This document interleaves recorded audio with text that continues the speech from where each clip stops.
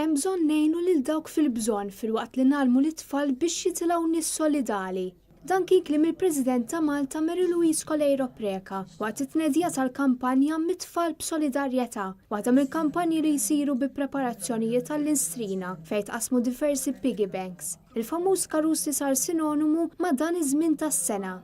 F'dawn l-aħħar jiem ġew imqasma madwar 2200 karus f'diversi skejjel li qed jipparteċipaw. Nis-sena li għaddiet għenna mal 11,000 persuna u naturalment ukoll bl-iskop, u da importanti immens, li t-tfal jitilgħu dawk il-valuri li tawna ommijietna u missirietna, l-valuri tas-solidarjetà.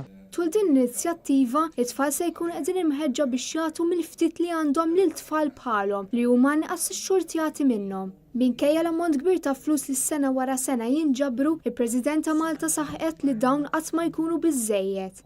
Dan hekk kif is-sena l-oħra minkejja inġabru madwar 6 miljun euro, matul is-sena ntefqu iktar minn 7.7 miljun euro f'kura, bl-għajnuna meħtieġ iktar ma jmur iktar qed tiżdied. U għalhekk tlabna lill-President wassal il-messaġġ tagħha. Il-messaġġ tiegħi huwa grazzi minn issa għax konvinta li l-Maltin u l-Awċin se nerġgħu nkunu flimkien ħalli nassiguraw li l-għajnuna lil ħutna li għandhom żonna twilhom. Kull karus se jkun qed jinġabar lura fi 17 ta' Diċembru bil-flus miġbura jitħabbru l-għada tal-miliet propju fl-istrina.